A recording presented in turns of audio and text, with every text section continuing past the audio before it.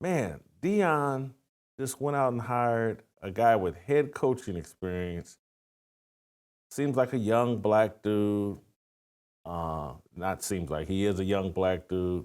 Seems like he fits the uh, culture that Deion, kind of the rap culture. Guy's got a neck tattoo and tats and all this other stuff. It feels to me like Deion hired his successor, and that Deion's going to do one more year, and hopefully they'll win 6, 7 games, and he can say, "Yeah, and I discipled and mentored and turned this over to Brennan, and I'm stepping away." But if they only win 4 or 5 games or 3, then Deion's just out of there, and people are like, "Man, a lot of hype, one halfway decent season, and a lot of failure." But this to me feels like that Deion and Colorado have hired his replacement potentially as early as after next season. Yeah, I mean, I don't know how you can't make that assumption looking at this. Anybody who says that that's hating or crazy, you're looking at it through prime sexual glasses. I mean, it's a fact. So you have to take that into consideration, especially with Dion's, age and the blood clots and cancer and getting his toes chopped off. I mean, to say he's not tough, there's no way that's true. He's one tough SOB. It's just eventually this kind of stuff catches up with you. His kids are gone. His son's in the league. He wants to watch him play. I get all that. Um, I truly believe this, and this isn't a Dion thing. This is a state of college football thing. If they have another bad year next year, like you said, everybody's gone anyway, so it really doesn't matter. If they have a good year next year and they make a bowl game and they can figure out how to turn this around, which I believe they will, I could see a world where Coach Prime would feel comfortable stepping away and handing it off to somebody that he handpicked, which essentially makes him the new athletic director with Rick George stepping down.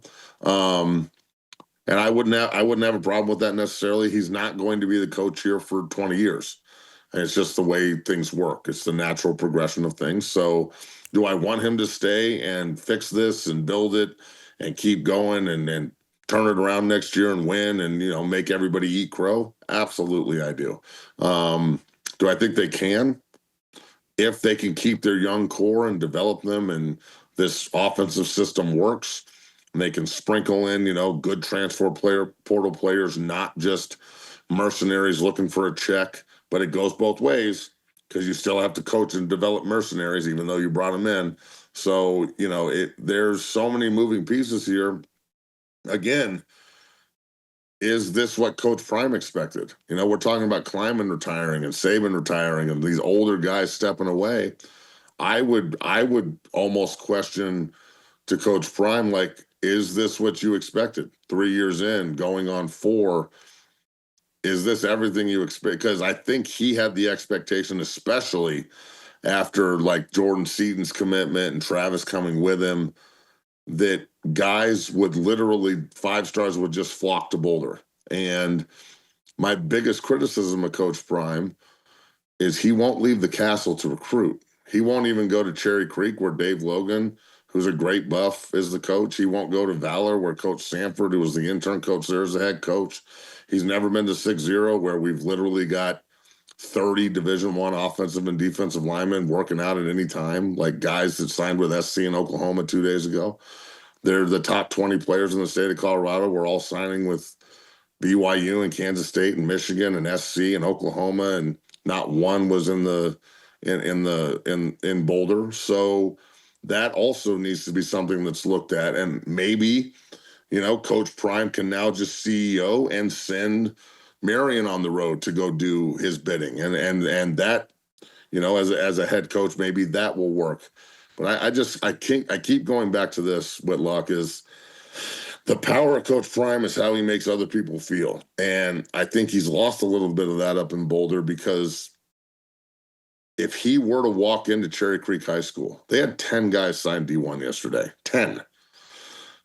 They're going to win the state title on Saturday, I'm sure. Ralston Valley's a fine team, but Creek's 6-time defending champions. All they do is pump out Division I players, and they got another crop coming up that are equally as good. Jackson Roper is the number 1 player in the state. CU offered him 18th. Reese Russell's the number 2 player in the state. His dad's Matt Russell. He plays guard, center, and tackle. Matt Russell won the buckets at CU.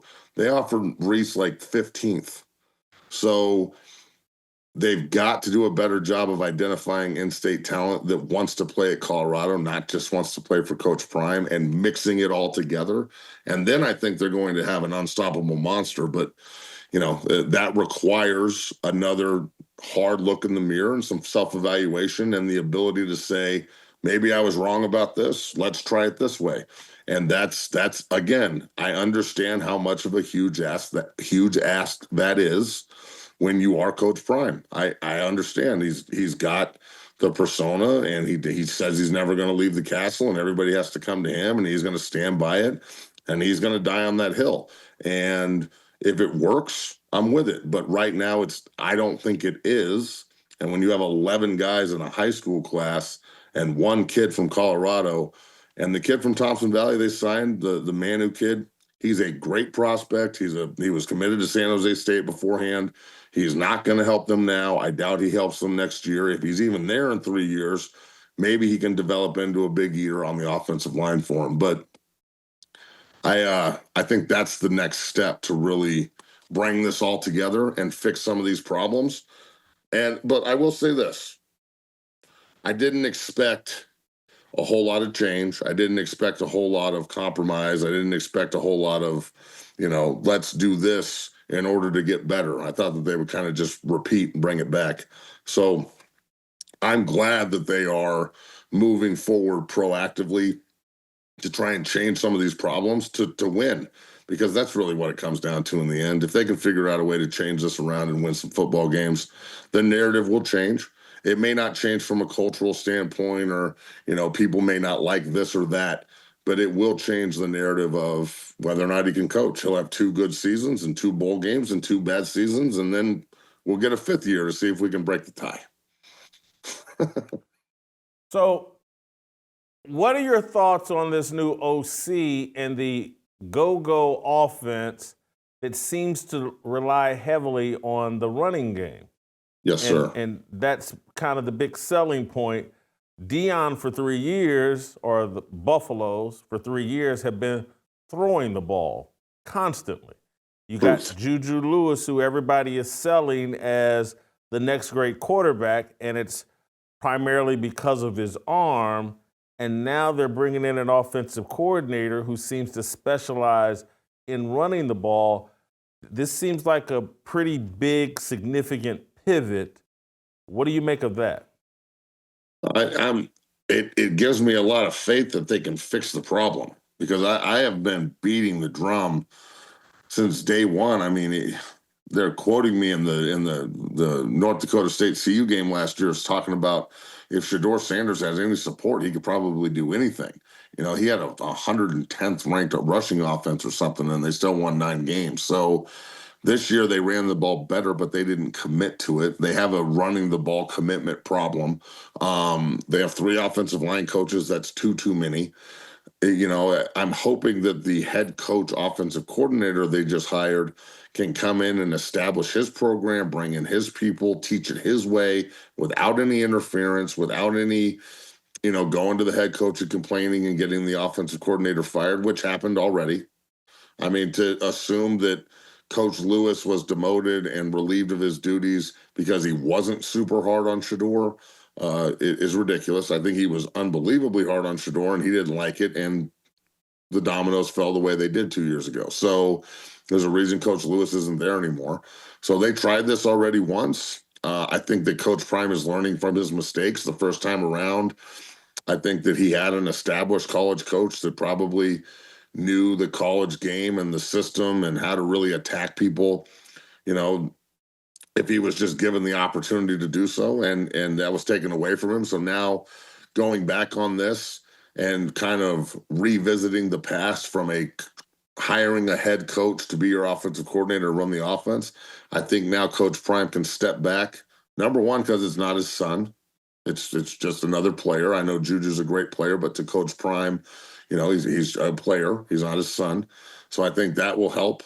And just let the offensive coordinator go offensive coordinate, run the go-go. If they need to run the ball 50 times to win, that's what you need to do. It's one of my biggest pet peeves with this team is they won't change. They just consistently do the same crap over and over and over and over again, and then expect everybody to just smile and say thank you. And that's not the way football works.